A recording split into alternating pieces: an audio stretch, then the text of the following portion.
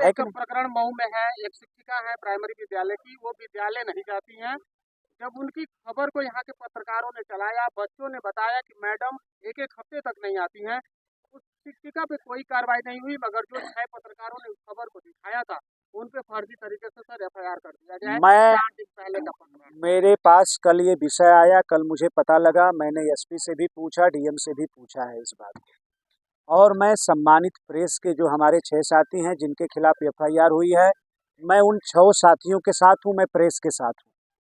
ये बहुत गलत बात है और मुख्यमंत्री जी से मैं बात करूंगा और चिट्ठी भी लिखूंगा। अगर इस तरह की कोई अध्यापक हैं और वो अपने जिम्मेदारी से अपने कर्तव्य का ठीक से निर्वाह नहीं कर रही हैं, तो उनके खिलाफ कार्रवाई होनी चाहिए, उनको इस्तीफा देना चाहिए, जाकर अपना इस्तीफा देकर जो मन सो करें। लेकिन जब आप ऑन ड्यूटी हैं तो आपको शिक्षा के साथ खिलवाड़ करने का कोई हक नहीं है। और प्रेस के लोग अगर सही बात को उजागर कर रहे हैं तो उनके खिलाफ कार्रवाई किसी ने किया है तो गलत बात है। मैं लिखूंगा भी, मुख्यमंत्री जी से बात भी करूंगा और अगर इस तरह की कार्रवाई हुई है तो मैं इसकी भर्त्सना करता हूं, मैं इसकी निंदा करता हूं। मैं अपने प्रेस के साथियों के साथ हूं, उन लोगों ने सही विषय उठाने का काम थैंक यू सर।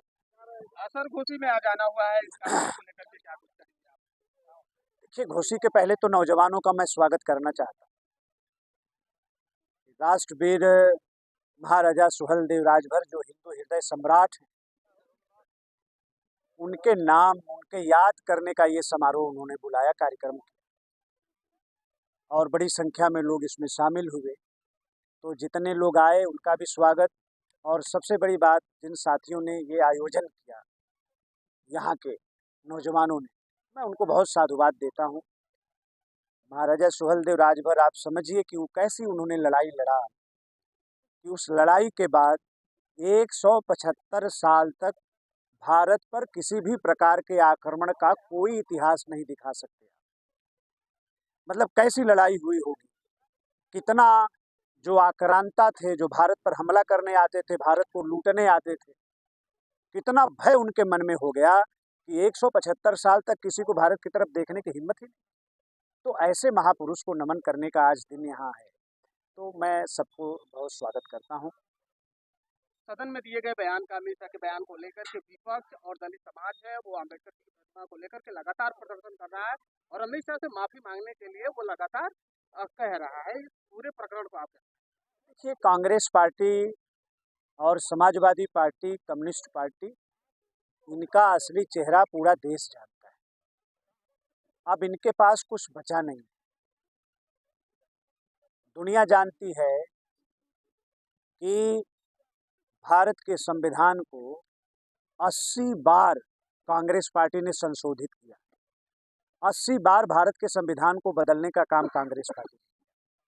80 बार भारत के संविधान, डॉक्टर साहब भीमराव अंबेडकर के संविधान के साथ छेड़छाड़ किया कांग्रेस पार्टी। और किस लिए किया? अपने निजी हित के लिए।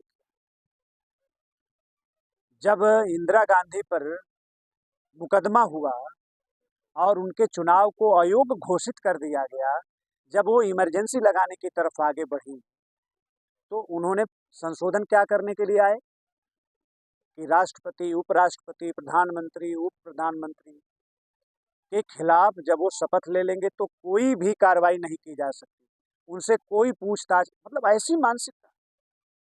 तो कांग्रेस को डॉक्टर साहब भीमराव अंबेडकर के सम्मान के विषय को लेकर कांग्रेस से सीख और सलाह लेने की कोई आवश्यकता नहीं। बाबा साहब, डॉक्टर साहब भीमराव अंबेडकर के द्वारा लिखे गए संविधान को आप समझिए कि 60 बरस तक जम्मू कश्मीर में लागू नहीं होने दिया कांग्रेस पार्टी।